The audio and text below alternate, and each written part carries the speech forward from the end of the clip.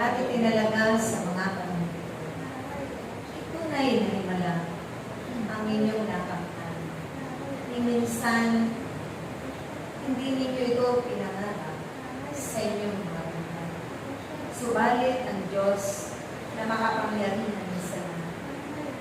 Ito ang kanyang pangarap sa lahat ng mga nilayan. Ang maglingkod sa Kanya sa pamamagitan ng kanilang mga kapwa-tao. Kaya't huwag ninyong tutularan naman. Ang isang Pariseo at Eskriba na walang kabuluhan ang kanilang mga hinanggan sa kanilang paglilingkod. Pagkos ang inyong hangarin ang lahat ng nakapaligid sa inyo, nakapwa-tao ninyo na nahuhumaling pa sa kapangyarihan, sa kataasan, sa mga kayamanan na makamundo. Sila man ay mamulungan ng Diyos at magbalik sa piling ng Diyos.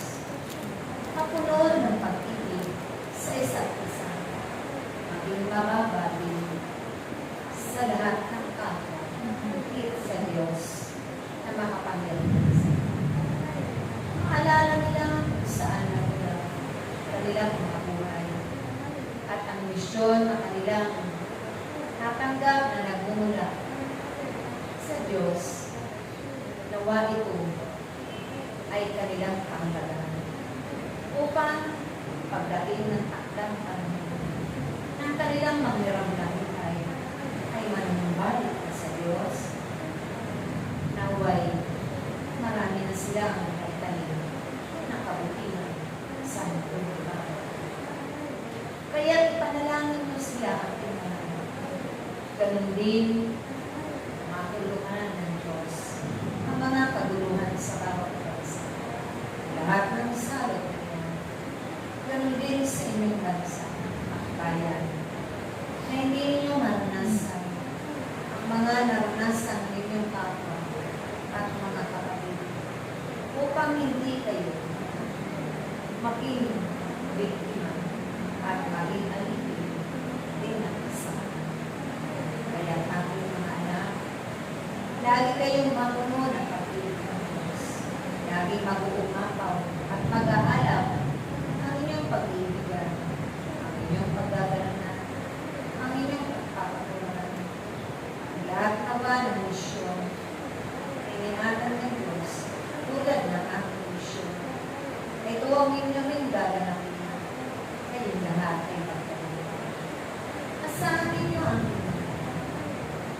inyong pananalig, ang inyong mga pagtitiwala at pananampalataya na kailanman hindi ito maging nakataglabi upang mas marami pa kayong maangay at mailapit na mga kaluluwa sa banal na banal ng Diyos.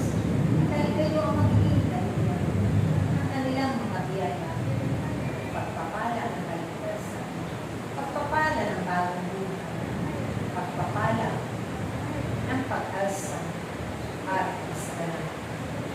Kaya aking mga anak, magkaisalat kayo sa inyong paghayo ay ibigay ang pag-ibig ng Diyos, ang kapayapaan sa bawat tamanan na kanyang naitinatanggal na pipilihan. Dahil naroon ang inyong mga kapwa-tao, ang inyong mga kapatid, na walang kabuluhan ang kanilang mga buhay sa ngayon. Supalit kapag ito ay patuloy nila